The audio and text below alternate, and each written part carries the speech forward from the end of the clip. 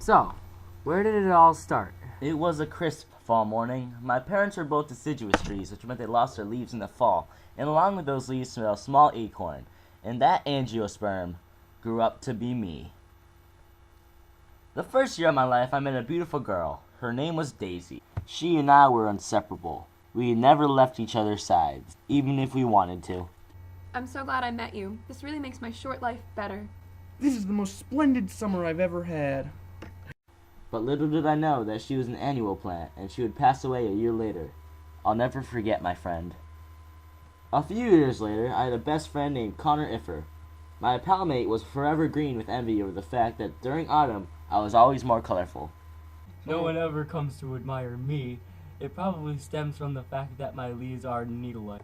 At least you're not all-like or scale-like, like red cedar over there. Hey guys. Here's a few tips to get the ladies. Just show off your midrib. I don't have a midrib, but at least I don't have to worry about having an obtuse base. Whoa, too far. Sorry, man, sorry. We still lateral buds?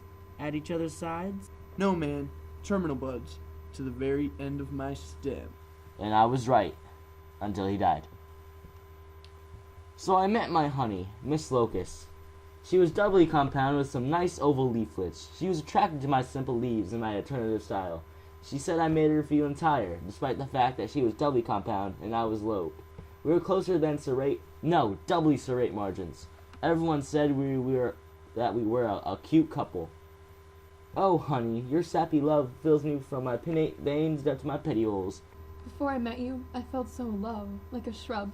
Just some woody plant with several stems. We'll be together forever. For as long as ashes are opposite and compound, I'll never leave you. So to be like a lanceolate leaf, straight and to the point, we were happily married. Our trunks stood parallel next to each other, like the veinage of certain leaves. She even still loved me when that squirrel broke open all my acorns, showing off my seeds like a gymnosperm. Then she died. Her perennial life was cut short by an axe. Life from then on was pretty oblique. Without her, I was incomplete, like my base was uneven. Then I found teaching. I'm gonna eat you! What are you doing? Why are you trying to eat your fellow trees? Well, I'm toothed. So from then on, I taught those young trees. I got my degree from the Documentatree and began official classes.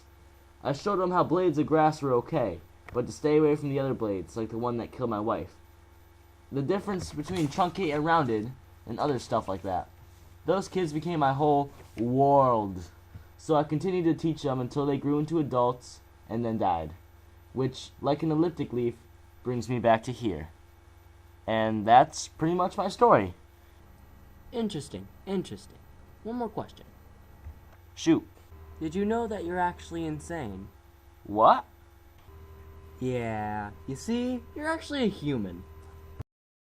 You're actually an insane guy who burns down trees. So what you're saying is, I'm insane and I thought I was a plant? Yep, you single-handedly caused world pollution and caused heating bills to skyrocket. Is that why you're giving me all this treatment? Ah!